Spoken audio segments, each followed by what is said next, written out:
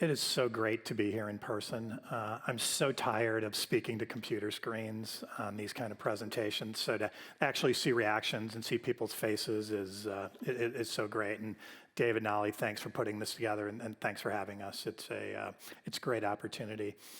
It's interesting. So my presentation is called Investing in Specialty Sectors Through Cycles.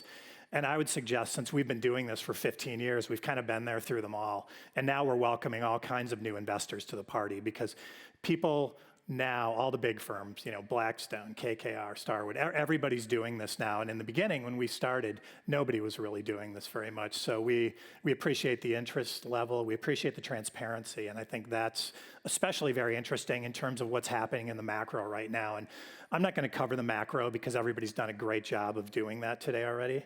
But let me tell you why alternatives. Sorry for the Harrison Street down here. That was supposed to drop off on the bottom. No advertisements, I know. Number one, especially now as we think about what's going on with inflation, with capital markets dislocation, with all the things that everybody so eloquently talked about today, these sectors are absolutely defensive. I mean, demographics are incredibly important and have really been the underpinning of a lot of our strategies in these asset classes since day one, because importantly, demographics are predictable. I mean, we have some sense of how many older people there are going to be, how many younger people, and with those propensities, what their ability is to potentially rent some of these assets that we have. The other important thing is, regardless of cycle, people need these asset classes, and at the end, I'm going to go through each of the segments, but it doesn't matter what's happening. I mean, this fall, US students, international students, they're going to school.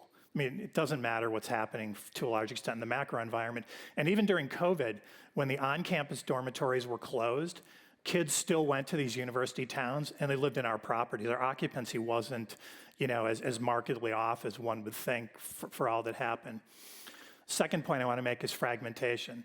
These markets that we compete in are incredibly, diverse and incredibly fragmented. Typically, no one owns more than 10 or 15% of the category. So there's tremendous opportunity, to either acquire assets, develop assets, to work with people. And then taking me to my third point is barriers to entry. And a few people have mentioned this.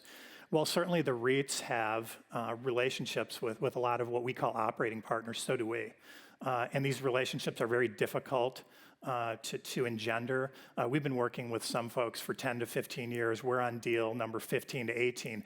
So even if new capital comes in, if you can offer them, kind of certainty of execution and certainty of doing what you say you're going to do, it's a very important element to competing here.